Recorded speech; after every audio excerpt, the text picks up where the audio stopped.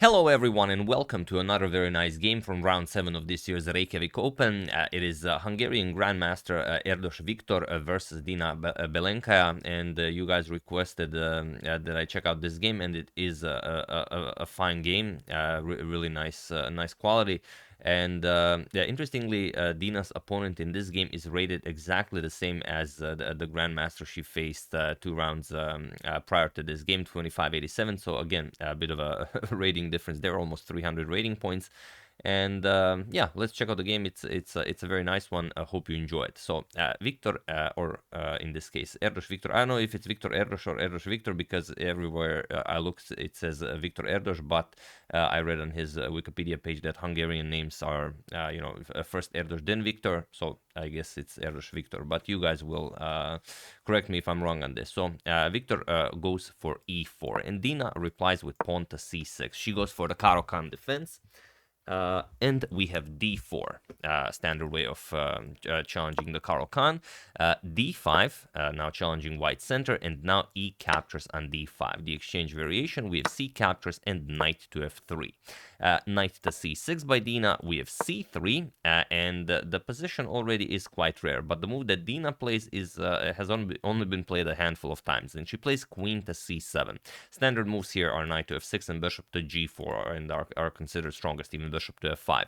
But she plays queen to c7, and this is now incredibly rare, and there are a couple of games that reach this position. Dina also had it herself in 2018. She faced Diamante Cornet in St. Petersburg, but she lost that game. In that game, queen to b3 was played. But here, we have pawn to c4, and it is now, as of move 6 already, that we have a completely new game. So kind of wasting a tempo, but it is very strong. It grabs more space, frees up the c3 square for the knight, and the queen being on c7, you really want your knight on c3 to be able to go to b5 to d5 and so on. So the pawn on d5 is hanging. She needs to defend it. She plays knight to f6. We have knight to c3, and now bishop to e6. For the moment, blocking your pawn, but there's a reason for this. Bishop to e3, and now comes rook to d8. You could also play d captures on c4 right away, but you don't have to, of course. She plays rook to d8. She doesn't want to have any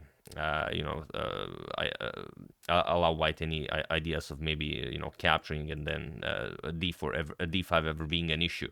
And here we have knight to g5. Here a knight to b5 would be much trickier. If knight to b5 attacking the queen, now if you leave this diagonal, then bishop to f4 becomes very strong. So you kind of have to play queen to b8. But now look at this, queen to c1, and already you are threatening bishop to f4, and then knight to c7 check, and it's very hard to play this. You of course can play it with something like bishop to g4, but it's very tricky, and white would definitely enjoy a position like this. Like you play a6, you already blunder the game.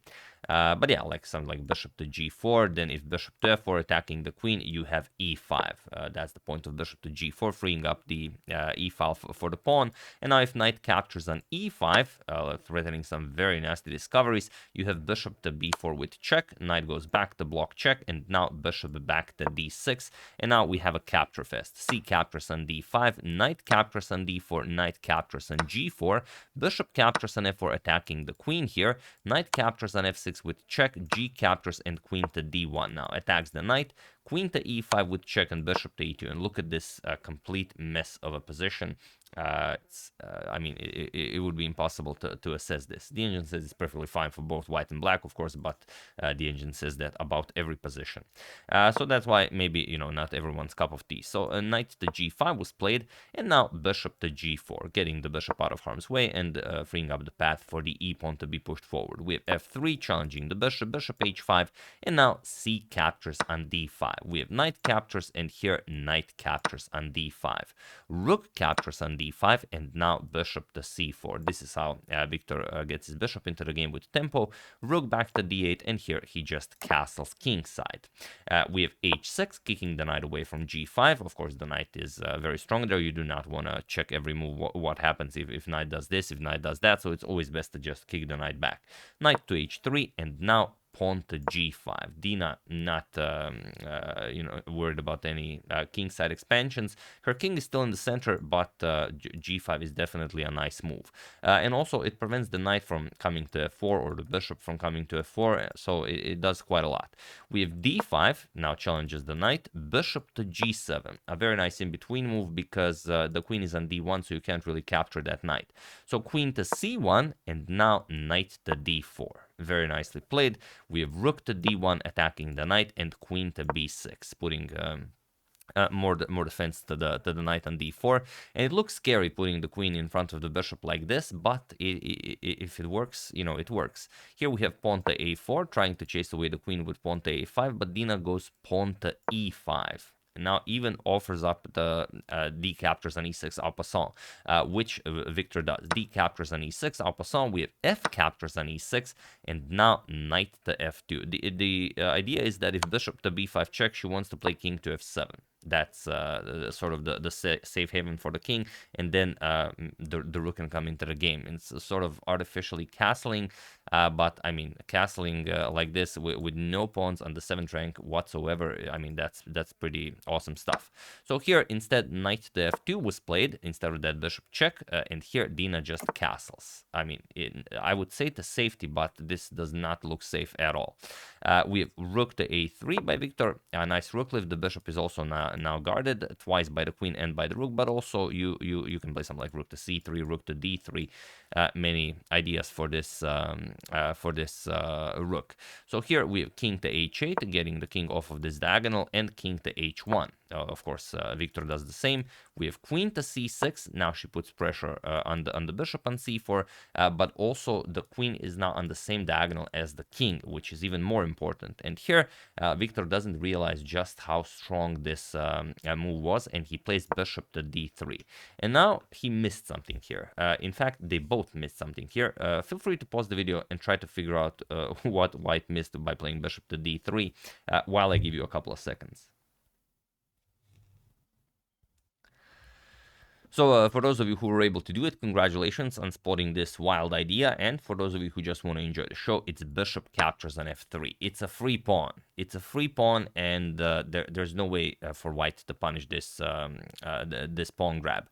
The problem is you can never capture. If you capture, then just queen captures on f3 with check, and after king to g1, queen to h5. This is the tricky winning move. And not an easy one to find. You have to free up the f3 square for the knight, and now there's really not much you can do. If bishop captures, then bishop coming to d4 is just brutal. The rook is here. I mean, there's no way for you to defend this. So after bishop captures on f3, you would actually have to trade, and then just bishop captures on c6, and you're up a clean pawn. So that was in the position, but they both missed it. She played queen captures on c1, bishop captures on c1, rook captures on c1 is better, but he played bishop captures on c1, and now Dina just plays rook to c8. Again, they both missed this idea of knight captures on f3, or maybe they didn't. Maybe they just didn't like it. Point is that after g captures and bishop captures on f3, you nicely connect with the rook.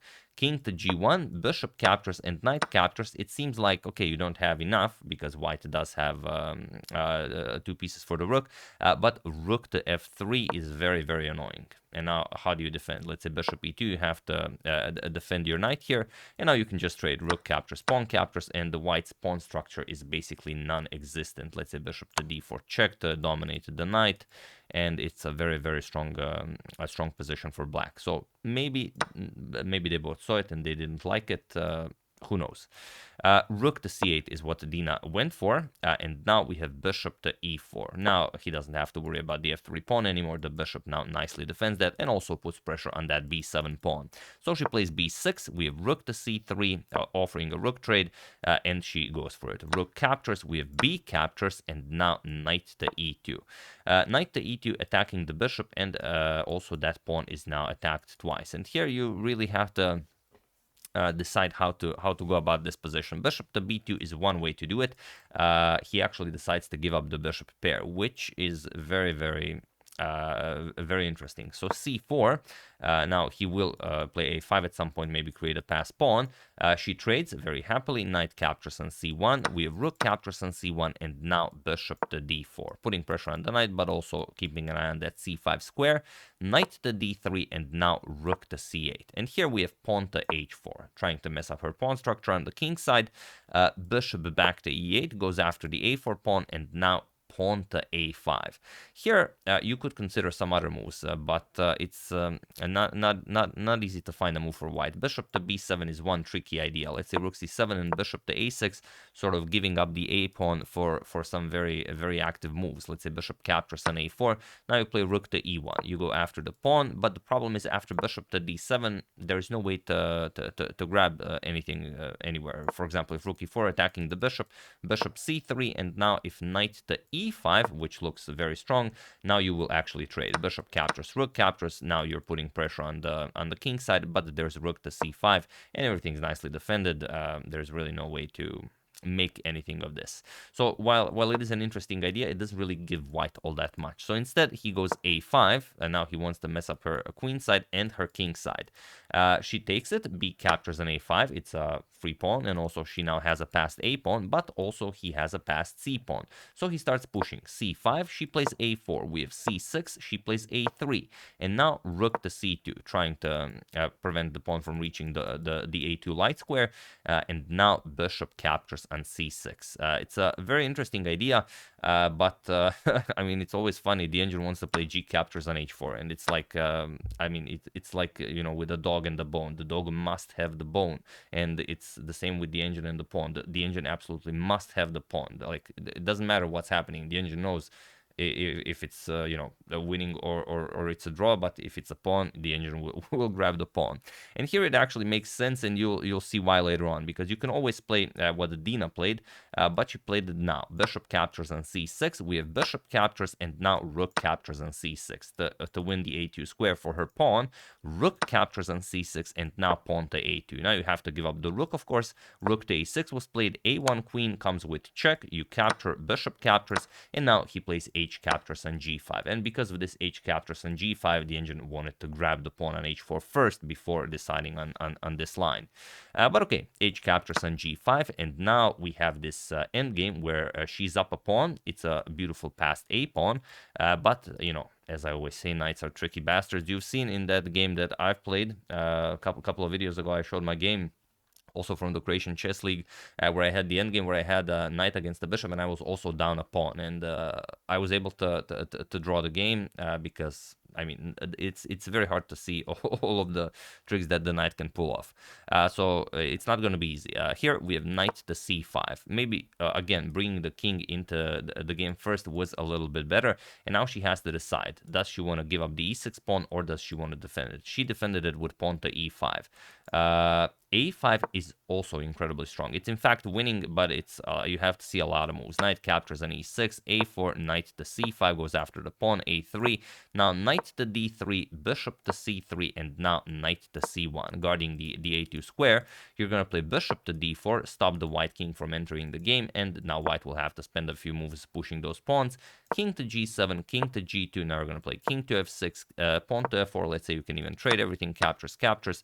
Bishop to b2, attack the knight, knight to a2, and now king to e6. And now the black king is one tempo faster than the white king. King f2, king to d5, you're going to play king e2, king c4, king d2, king to b3, and black wins. The knight has no squares. You're going to have to trade with something like knight to c1 check, bishop captures, king captures, and now a2, and all of the squares are taken. b1 and b2 are guarded. Next move, you get a queen, and of course the white pawn is too far away to be of any significance for this game.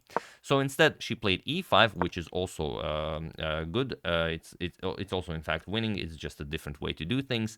And now knight to e4. And here, I think Victor's idea here was the same as in my game that I've shown, where I was like, yeah, I know, like his position is probably winning if I don't grab a pawn. But if I grab a pawn, if I equalize material, then I might be winning, I might be losing, but you know, it's all I can do. So I think that maybe this is what Victor also thought when he played this knight to e4 move. worth considering is definitely knight to a6, just stopping that pawn in its tracks, like not allowing that pawn to go anywhere. And then maybe you try, but still it's bishop to d4, prevents king g1, and now you start bringing your king into the game. It's still winning. So instead, knight to e4 was played.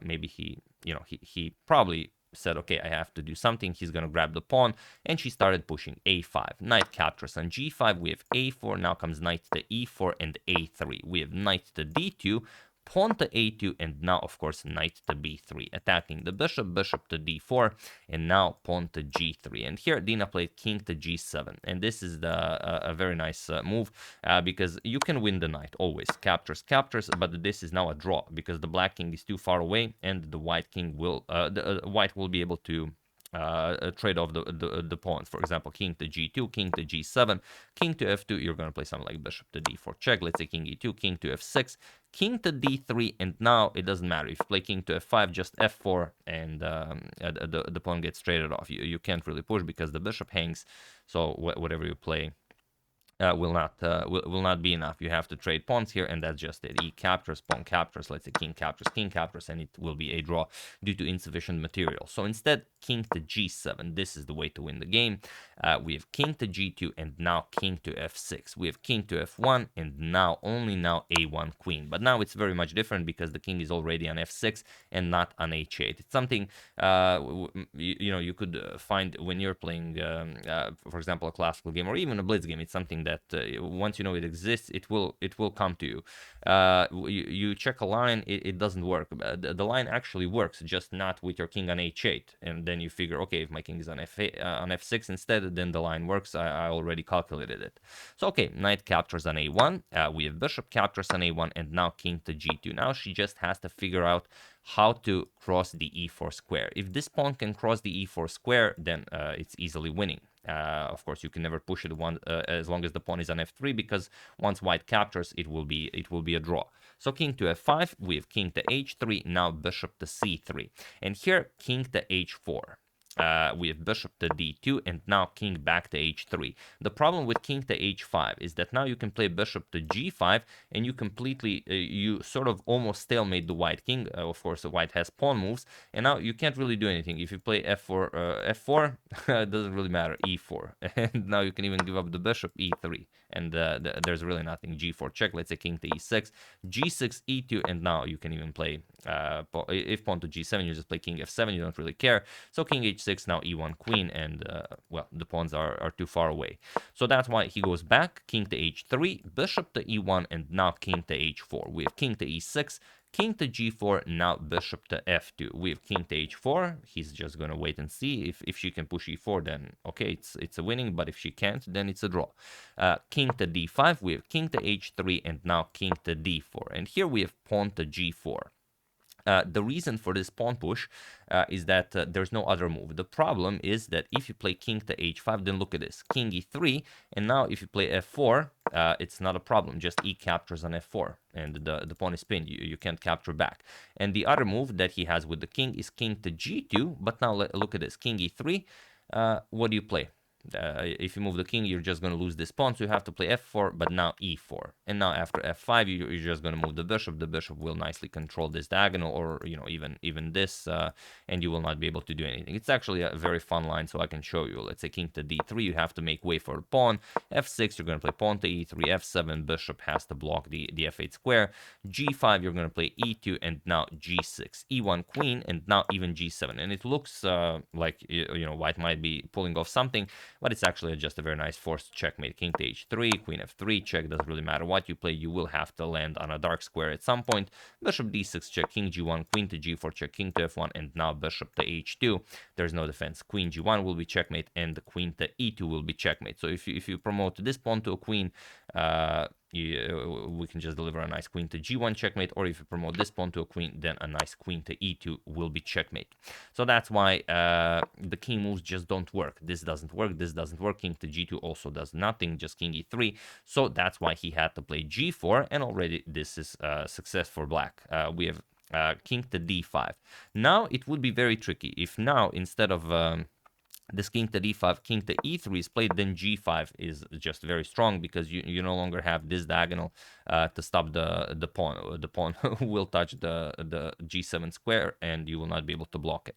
So it would be a draw. So instead, Dina goes back, king to d5 now. From d4, king to d5, we have g5, and now king to e6. We have king to g4, bishop to e3, and now pawn to g6. We have king to f6, and now pawn to g7. As for the lack of a better move, king captures on g7, and now king to f5, and he's trying one last trick to save the game. So feel free to pause the video and don't fall for it while I give you a couple of seconds.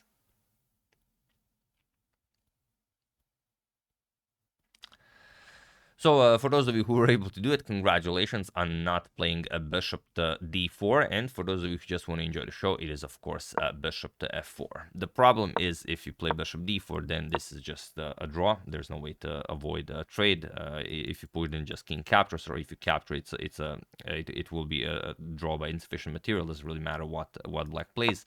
She, of course, played bishop to f4, and he was in this position on move 65 that Erdős Viktor resigned the game, as there is nothing more to be done here. It's completely winning. It's very easily winning. Let's say king g4, king to g6. You're just going to win some squares here. King g5, king g2, king h4, king f2, king h3. You're going to push back the white king, king f1, king to g3, king e2, and now king g2. And next move, you will win the pawn, and that's it. King to d3, king captures, and now the pawn just marches forward and becomes a queen. So a very nice victory by Dina Belenkaya, taking down another very strong grandmaster. If you haven't seen her game against Grzegorz, do check it out. It will be the first link in the description below. Really strong attacking game, like a really wonderful attacking game.